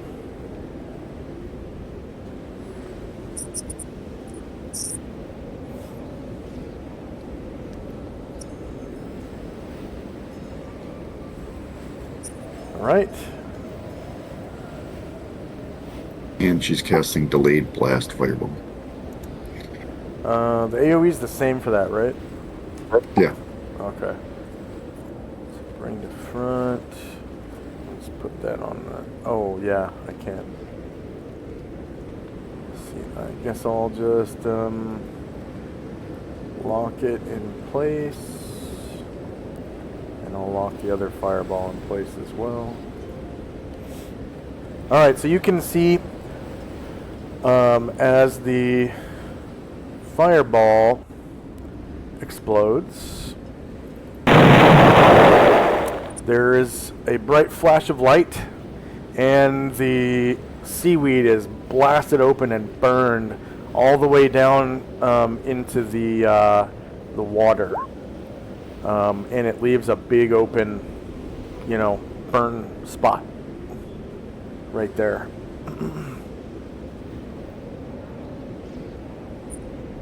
And that will be it for our turn. All right. So I will extend the swath.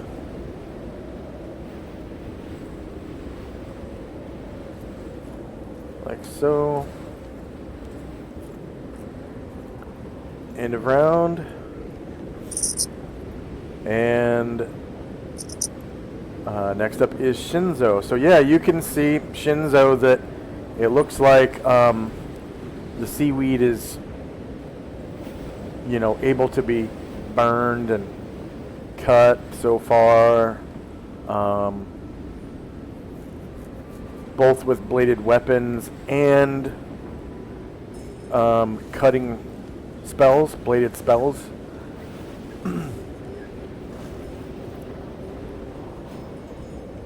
So what's Shinzo doing?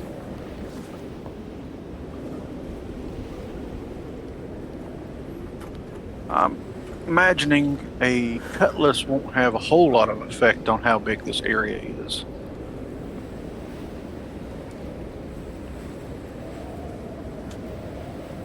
I will simply go to the back of the ship and just wait. All right. So you can see off in the distance there's this explosion. A red beam shoots out of Selena's finger, and where the beam hits the seaweed, there's this large explosion, a fireball. And where there once was seaweed is now singed, broken up, blackened seaweed and water. And then next up is Shandrak in the X-ray. Oh, right. Yeah, I probably should just roll for myself because I'm out right now. Oh, okay. Just go ahead and copy and paste the 11 point... Well, no. You're going to be medium creature because X-ray is large. So yeah, you just roll another one. And as per his mistress' last order, Thalud will fly Shandrak to the end of this path. So it's actually not your turn. Oh wait, yeah it is, because Delina is not supposed to be on the tracker. So I'll take off the X-ray and Selena, and then yeah. So you're able to get a little closer.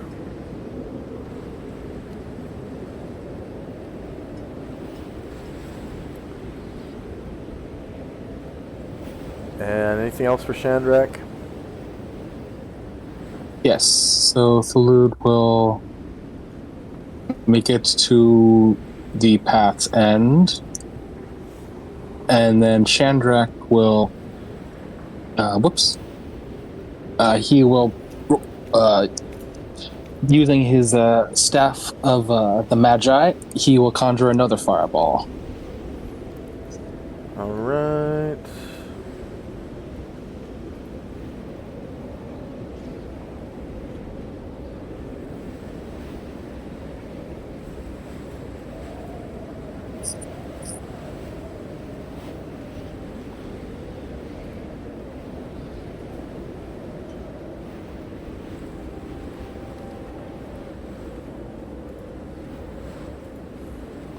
And of course, I'll unlock this one.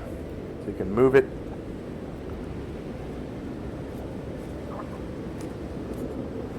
Should be able to move it. Are you able to move it? Yeah, sorry, my computer's just being a little weird all of a sudden. What the hell?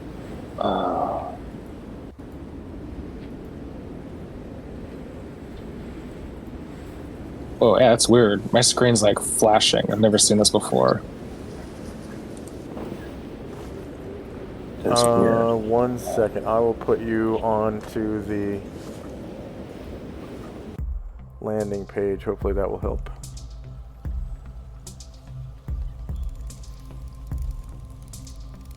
Okay. Yeah, things seem good. Back to Try normal? sending me back. Okay.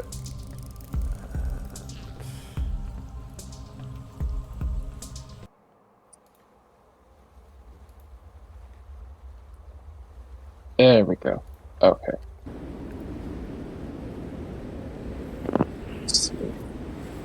Looks like we'll put it right there. I will avoid the nose of the ship and continue the path that I think will help. Okay.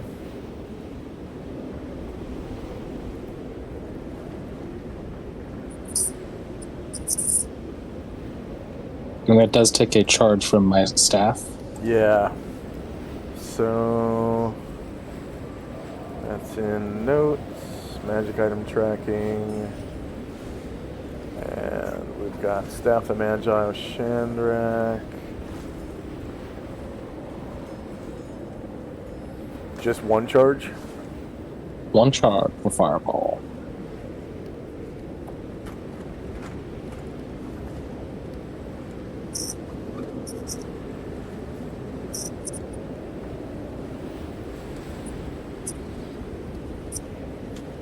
And I'd say that's close enough to where this ship completely breaks free. Yeah. And now sails out to freedom next to the other ship, and they batten down the hatches and set anchor. I need a sound effect for anchor.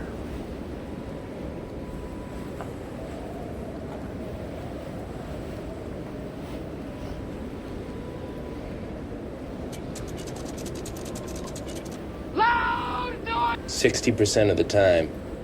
Loud! Mr. Burgundy. Stop it. God.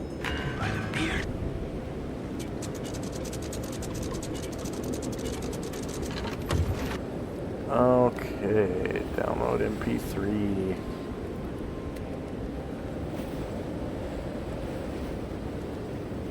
And it's called Anchor Drop.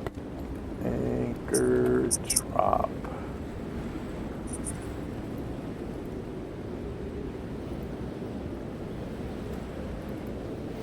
It's kind of quiet. It should be really loud. I've seen videos of this happening on like destroyers, and oh my god, is it loud.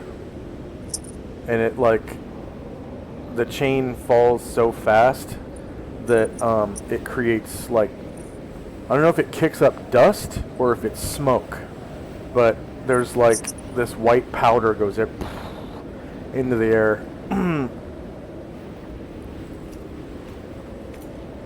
Okay.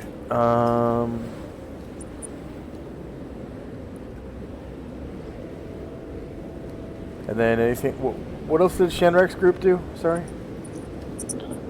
Yeah, the rest on the ship are just they're just chilling for now, so that'll be all for me. All right. Tenzi and Company. Melina moves the carpet forward.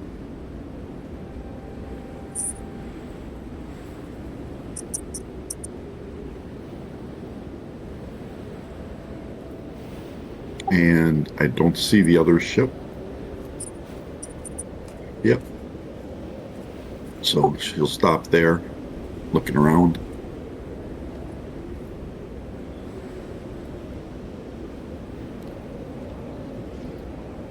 All right. So end of round, and next up is Shinzo. So Shinzo, you can see your friends are having a little trouble locating the other ship.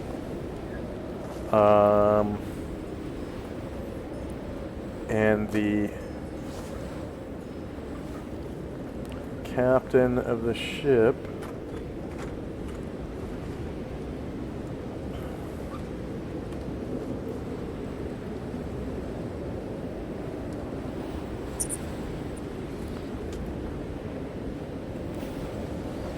lights a beacon at the front.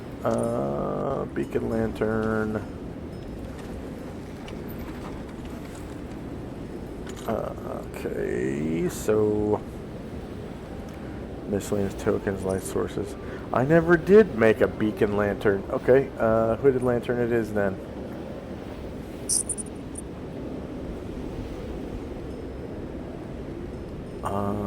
Beacon lantern is like, I think they're directional. Yeah. It's the same lantern that's in a lighthouse.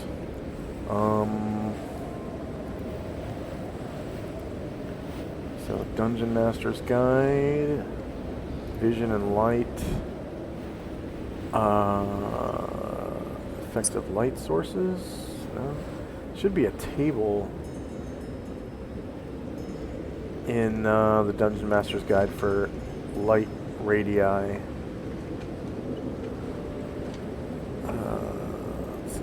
Find light.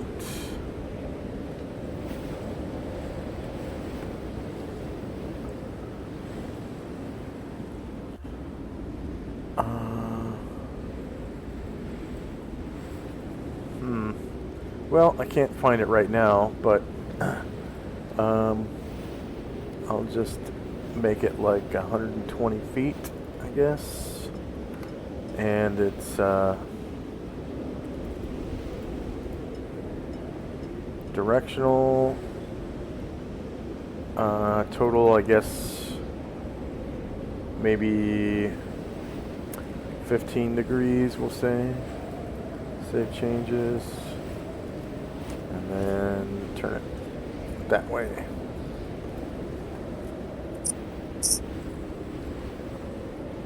So he lights the beacon lantern at the front of the prow. So now you can see the tip of the ship. And then these guys back here are going to light torches. So one for him, and one for him. And we'll say that there is a lantern at the aft as well. All right.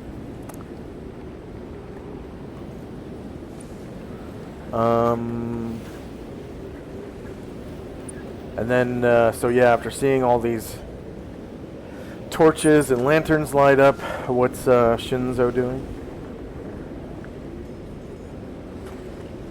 Well, I don't have any way of communicating with them. Yeah, the winds are really strong and they're pretty far away. You would have to use like hand signals or like flags or something at this point. Or magic. Well, I asked Almon if he has a way to let them know that the ship is over in that direction. They set a beacon. So the they could probably see it too now. first mate walks over to the mast and grabs some like flags, kind of like the ones they have at airports. Well, they used to have at airports, I guess. Now they have flashlights with cones on them. Now, you know, but back in the day, they had little signal flags, and he starts like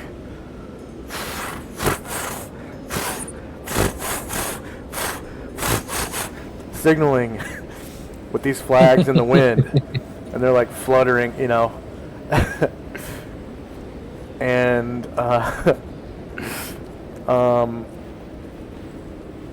to like, you know, the other ship, and Captain One Eye is translating, and he's like, "Yar," he's saying that help be on the way, and sit tight. They're going to burn away the seaweed.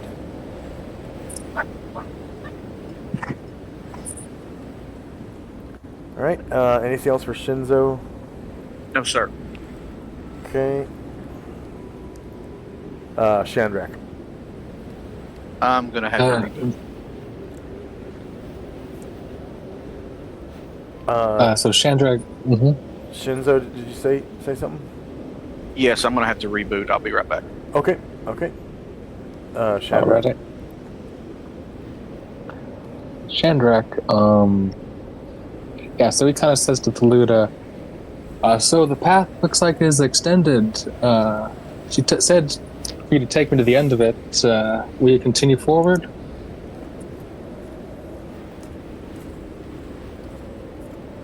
Who says that?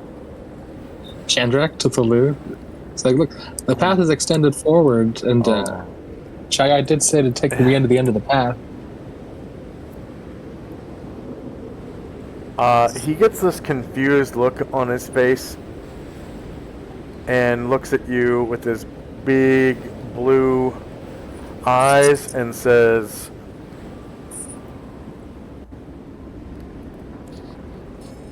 I follow the commands only of the wearer of the ring. and he takes you. Mm-hmm. Yeah, he takes you further. Oh, okay. Okay. I wasn't sure what it meant at that time. Alright, so cool. Then he'll be able to fly to the next spot where it ends.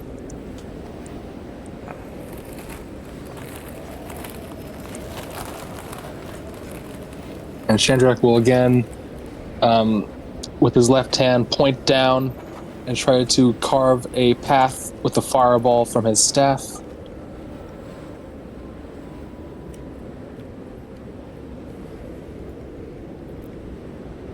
Alright, so you shoot another fireball then. Yes, I do. And I will unlock it so you can move it.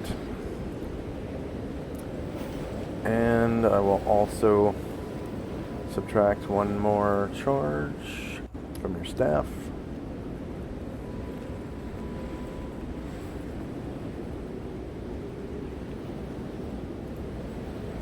Can't exactly see the front of the ship, so I'm just going to place it there by the front of the path.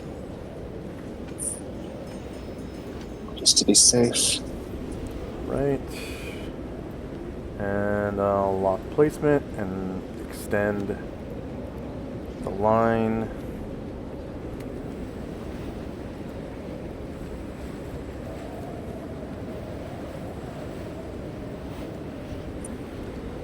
Okay, and then anything else for Shandrak and company? That will be all from me. Alright, Tenzi. Belina commands the carpet to fly forward.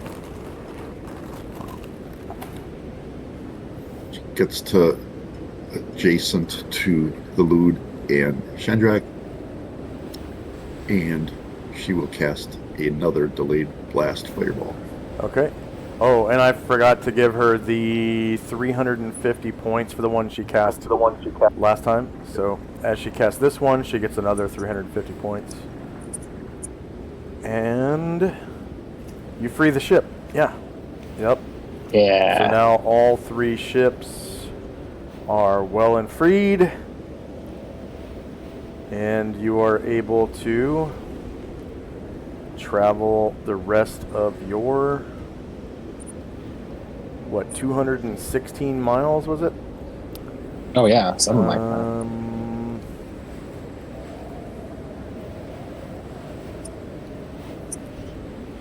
Okay, world maps, vast ocean.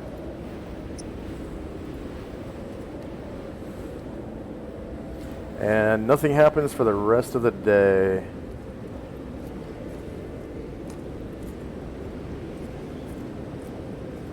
Yeah, 216 miles.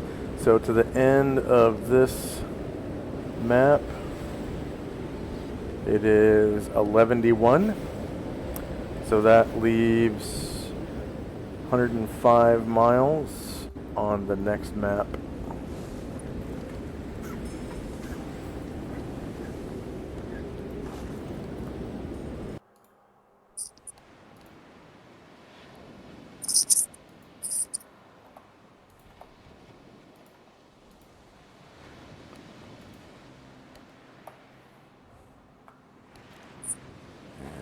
You are here.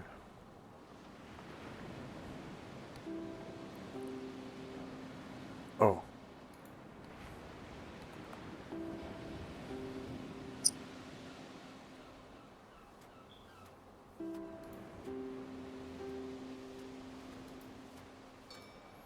So 105 more. Whoops.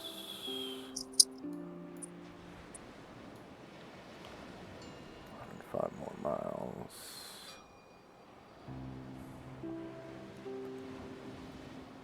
So right about there. Okay.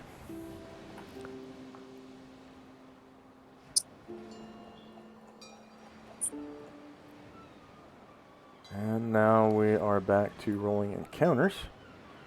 Go ahead. Just before the next day, I want to make sure that you get that second charge from my Staff of the Magi, because I used. I did. Okay.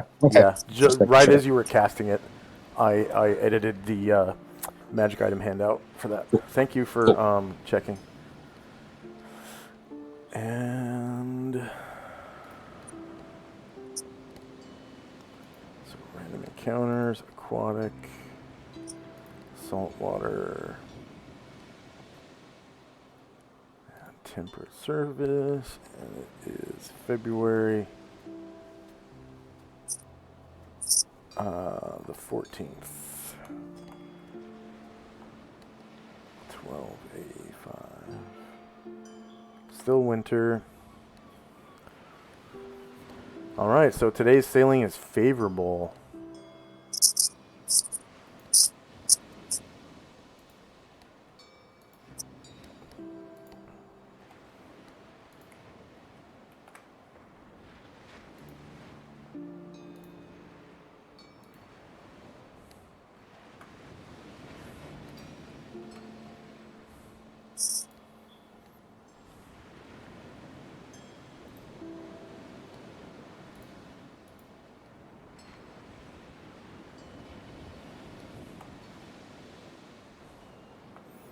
And with favorable winds,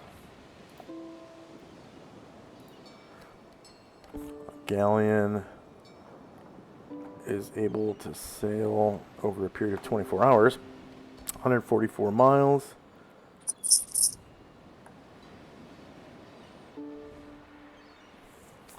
And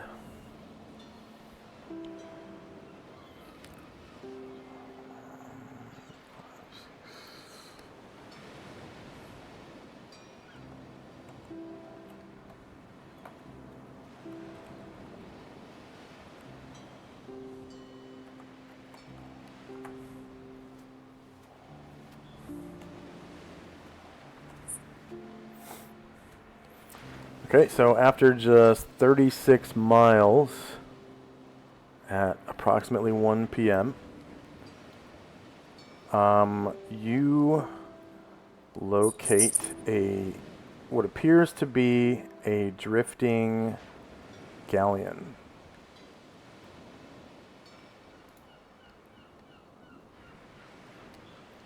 One Eye asks you guys what you want to do.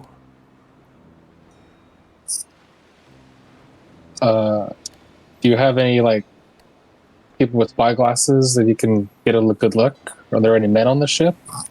So when you encounter it, it's on the horizon. It's not flying any flags, and it appears that it doesn't have any sails flying. Do you want to get closer?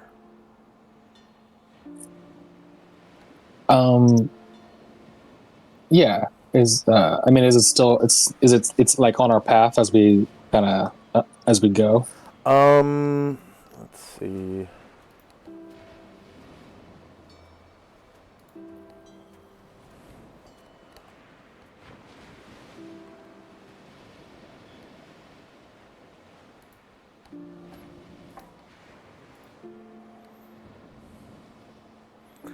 So it's actually south of you. So you could just like pass by if you wanted, or you could investigate. But it's due south at the edge of the horizon when you see it. So that's 10 miles. Shandrak says to Tenzi, "It is strange, but someone could have maybe had a rough time in a storm, and maybe people are, stuck and deserted out here. They could use our help, ride back to some landmass." What do you think? Perhaps I could cast an augury to see if it is a good idea or not for us to go there. That sounds interesting. Sure, if you'd like to see what Ushas has to say about that. Should I put you on the landing page for that, or no? Yeah. Okay. Yeah. Landing page it is.